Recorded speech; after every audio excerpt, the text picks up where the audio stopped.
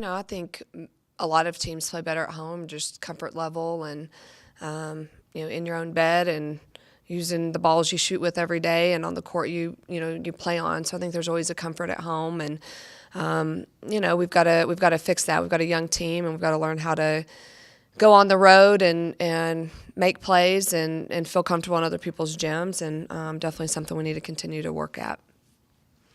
And what do you feel was the biggest struggle against Kansas State that y'all want to see improve for West Virginia? Well, I think, offensively, we had a lot of good looks that we feel confident they're going to go down. I thought we had a poor shooting night, but had good looks from people that we believe in that can make open shots. So that didn't go in our way. We defensively, I thought, played out a little bit out of frustration because shots weren't going and fouled, in situations that typically we haven't fouled in. So we've got to be better there when things aren't going our way and be more solid. But it's tough on the road if you don't make open shots, and it's a big key for us. Coach, talk to us about how you're looking in the film and how you're going to tackle Martin and Montgomery. Well, first of all, I think West Virginia has a very, very good team, and they're well balanced. Those are not the only two players we have to worry about, but they are. Tyneese is as good a wing as you'll find, as athletic as you'll find in our league. And I think Lene Montgomery is having a really good year. I think she's improved her game in a lot of ways, and really more of a go-to presence for them this year than she has been in the past. So we're going to have to do a good job there. But, I've been pretty pleased with our post defense and how we've battled inside.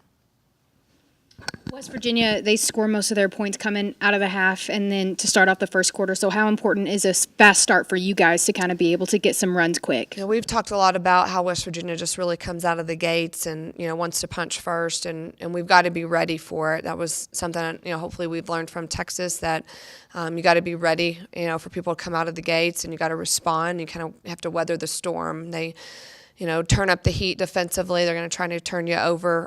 They're great in offensive transition, so we're going to have to do a good job in both those areas. When you had mentioned this past weekend after the game that, you felt like your team played like you had played 4 games in a short amount of time in 10 days, do you feel like it's almost some relief, like you can turn a new leaf knowing that for the rest of conference play you're not going to be stacked so close? Yeah, we kind of looked at that stretch as its own season in a lot of ways. So we've got, this is what we've got to tackle here. This is, what we want to do as far as getting rest and preparation, and try to plan that out in a completely different look. And now we're very much in a routine as far as, what our week's going to look like every week. We're going to have every Sunday off completely. That's how our Big 12 schedule fell. And, but it's a tough league. It's a grind, and you have to battle. You have to battle every single day, and the tough ones win.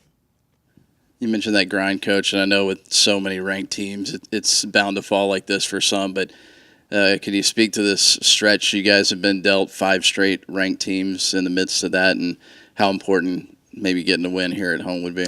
It's always important to defend your home court, and, you got to show up every game because, upsets happen all the time, and you have to show up and you have to fight, and you're going to have a lot of opportunities to play ranked opponents, to play to play teams that are putting themselves in position for good off-season seeds, and and that's what this league gives you, and sometimes it gives it you in a row. It just is what it is. It falls like that, and you got to have a strong mental approach as well as physical.